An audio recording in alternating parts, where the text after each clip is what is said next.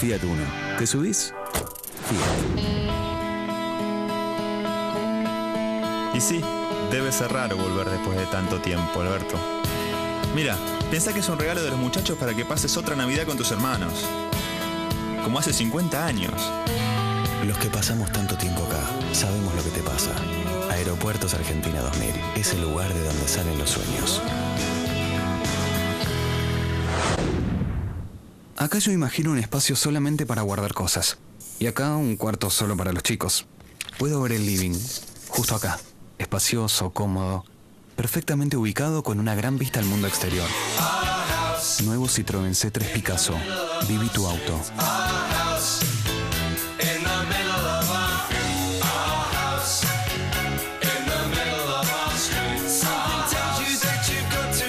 Citroën. Creative Technologie.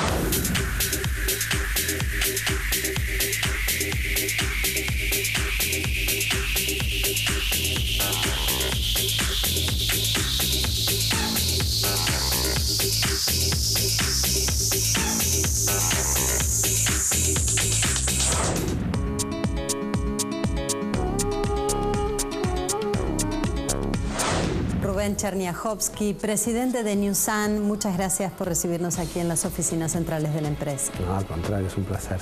Quisiera que compartieras con nosotros cuál fue tu primer trabajo. Cuando yo era chico íbamos a Miramar con mi familia y yo tenía un abuelo que vendía candados por mayor. Y entonces yo compraba cadenas, manguera, los candados me los daba mi abuelo a crédito y armaba esos, digamos, cadenas para bicicleta con candado. Ya a esa edad vendía eso y vendía... Mi abuelo no podía creer la cantidad que vendía. Esa fue mi manera de empezar con el comercio. ¿Es cierto que vendías libros a domicilio? Buscaba la manera de combinar mis estudios con ganarme un dinero. Y entre otras cosas, un amigo me propuso eso de vender libros a domicilio y entonces íbamos juntos y timbreábamos. El primer objetivo era entrar. Después era tratar de mostrarle el libro. Entonces, como eran de educación para padres, por ejemplo, le decíamos, ¿qué haría usted si su hijo tuviera un falso club? ¿Qué es eso? Bueno, mire.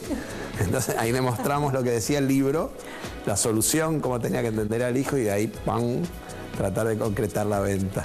Tus 4 abuelos fueron inmigrantes en nuestro país. ¿De dónde vinieron? Ucrania y Rumania, pero todo el mundo acá es como si fuera la inmigración rusa, ¿no? Después fue todo eso la Unión Soviética. Vinieron, se instalaron en Bahía Blanca y desde ahí fueron progresando hasta tener un almacén por mayor. Mi abuelo de vino exportador, después empezó a importar alimentos también. Y ese fue en realidad el primer rubro con el que yo empecé cuando ya tenía unos 20 años, 21 años.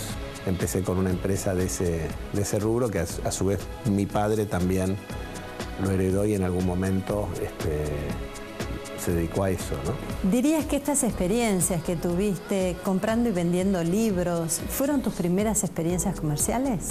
No, yo debo haber aprendido cuando tenía 12 años o 11, no sé, no. En realidad, ahí ya empezó una actividad más empresaria, ya era una pequeña empresita que empecé con un amigo y mi padre, éramos 3 socios, pero mi padre no trabajaba, que empezamos con $10.000 cada uno.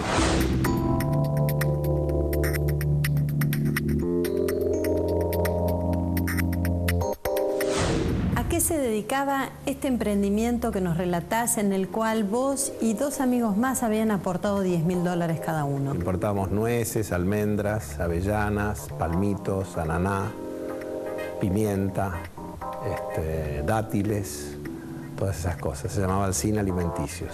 ¿Vendían también a mayoristas? No, eso lo vendíamos también a mayoristas, pero también le vendíamos a las heladerías, a las panaderías, a la gente que fabricaba pan dulce. Era una empresa que empezó de cero total y en poco tiempo fue la número 1 de ese rubro. ¿Qué edad tenías? Y ahí tendría 22 años. ¿Distribuías los productos al por mayor o acaso habías desarrollado marca propia? No. En general eran marcas internacionales, por por ejemplo, tenemos alguna marca importante de España de sardinas o marca de dátiles de Estados Unidos, y después muchas cosas eran bolsas, como que eran productos a granel, ¿viste?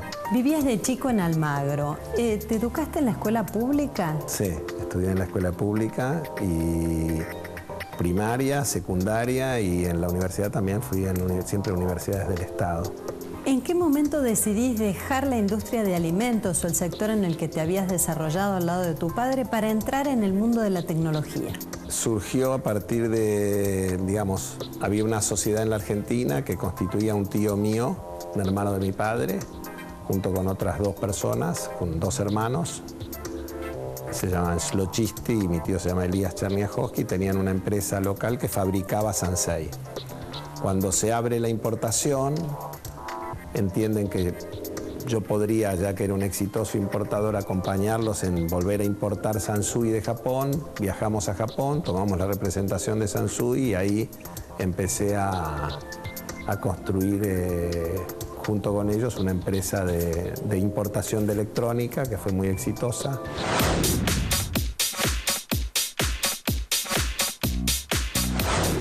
Sensei fue la primera marca que ustedes comenzaron. ¿Qué productos vendía? Básicamente equipos de alta fidelidad, equipos de audio. ¿Cómo fueron tus primeros pasos en el sector de la electrónica? Decidí que esta actividad tenía mucho más entidad. Yo estaba buscando una cosa que justamente pudiera marketinear, que tuviera diferenciación por otro tipo de aspectos y que no fueran simplemente productos a granel. Y entonces me atraía mucho más la idea de incluirme en la industria electrónica, ¿no? ¿Cómo fue que se formalizó la relación profesional con tu tío? ¿Acaso desarrollaron una sociedad conjunta? Al principio empezamos con una sociedad que era 50% y 50% ellos tres. Yo ya empecé con la mitad de esa sociedad. ¿En qué consistió tu aporte a esa sociedad? Básicamente capital y mi conocimiento en el manejo del comercio exterior. Muy jovencito yo hice dinero, me fue bien y digamos, era un chico con ciertas condiciones que mi tío conocía y bueno, decidieron que les convenía hacer esta sociedad y poco a poco esta empresa fue creciendo, la parte de importación y la fabricación, que era lo que ellos tenían, pasó por, digamos, un ciclo de pérdida y de falta de competitividad, con lo cual les fue mal y tuvieron que cerrar esta empresa que ellos tenían de fabricación. Entonces la que creció fue la importadora. Hasta un punto en donde, como ahora, el gobierno decidió que quería proteger y las importaciones se interrumpieron. Estoy hablando después de la época de Martínez de Oz y del proceso.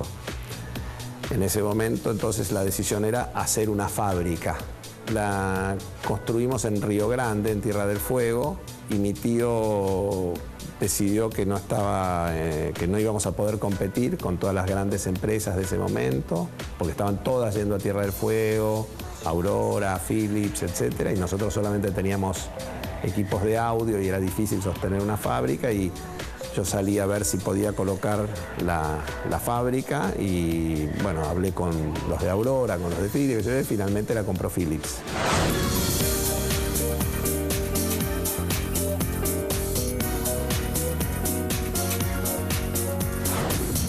Pregunta que a muchos jóvenes en la audiencia les interesa saber es ¿cómo fue que alcanzaste tu primer $1.000.000? Trabajando. La verdad que yo nunca tuve la suerte de hacer un gran negocio.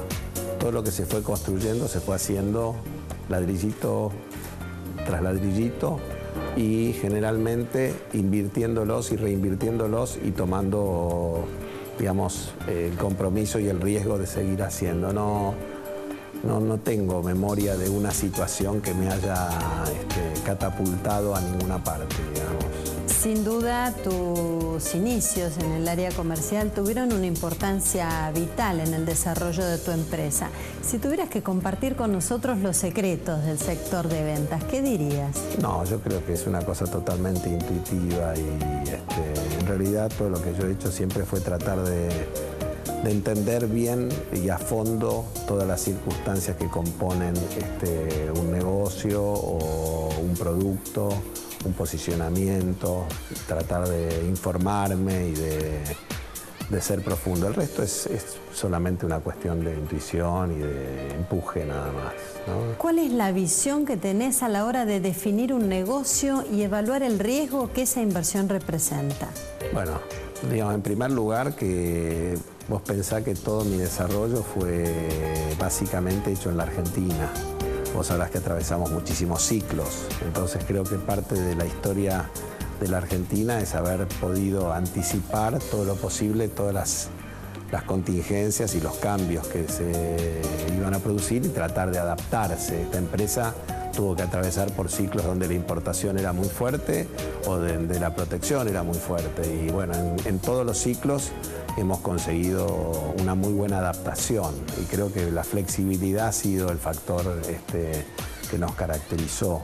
Hay un momento clave que de alguna manera define un antes y un después en el desarrollo empresario, que es en el momento en que Sensei hace una alianza estratégica con Sanyo. ¿Qué representó esta asociación?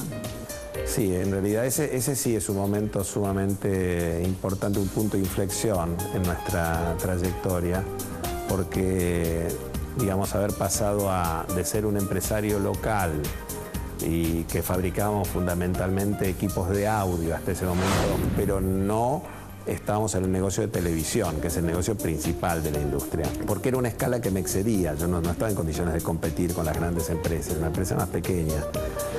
La situación por la que atravesó la filial local de Sanyo, que era manejada por japoneses, era justamente la incapacidad de anticipar y entender las condiciones a veces difíciles de la Argentina, y entonces ellos estaban decididos a irse del país.